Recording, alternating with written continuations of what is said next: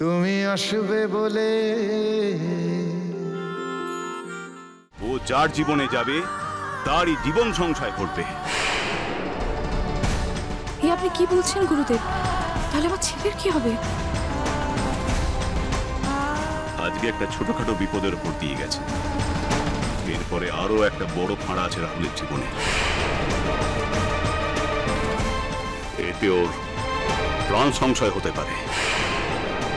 রাহুল যদি বেঁচেও যায় তাহলে ও চিরকালের জন্য চলৎ শক্তি রহিত হয়ে থাকবে।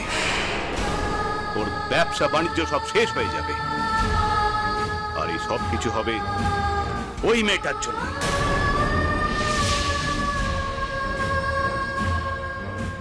কি বলছেন গুরুদেব? কিছু একটা বিহিত করুন আপনি। আপনি তো সব পার, মেয়ের নিশ্চয়ই কোনো একটা প্রতিকার আছে। আমার পক্ষে কোনো বিহিত করা সম্ভব নয় মা। দেখলে না, সামান্য নারায়ণ পুজোর মাঝখানে কেমন অশান্তি বেঁধে গেল তোমার বাড়িতে। আমি শান্তির জল পর্যন্ত দিতে পারলাম না। তাহলে এই অবস্থায় কি করব গুরুদেব? আছে, একটা উপায় আছে। হ্যাঁ বলুন, কি উপায় গুরুদেব? আমরা সব করতে রাজি আছি, আপনি বলুন। কাল সূর্যোদয়ের পূর্বে ওই মেয়েকে রাহুলের জীবন থেকে, এই বাড়ি থেকে চিরকালের জন্য চলে যেতে হবে।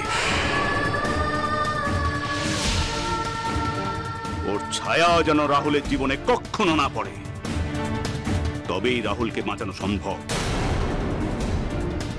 তবেই রাহুলের ফাঁড়া কাটবে। না না, আমার পক্ষে এটা করা সম্ভব নয় গুরুদেব।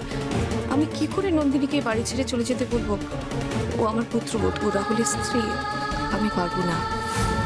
কি তোমার ছেলের প্রাণের চেয়েও তোমার ছেলের বউ তোমার কাছে প্রিয় হলো? রাহুলের প্রাণ নিয়ে তুমি ছিনিমিনি খেলতে চাও?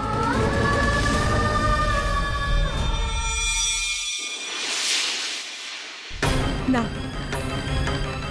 না না, রাহুলের কিচ্ছু হতে দেবো না আমি।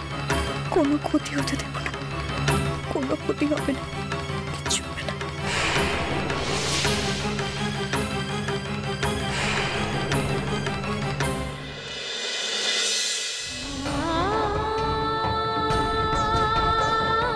এই মেয়ে অশুভ, ওর কপালে বৈধব্য যোগ আছে। ও যার জীবনে যাবে তারই জীবন সংশয় করবে।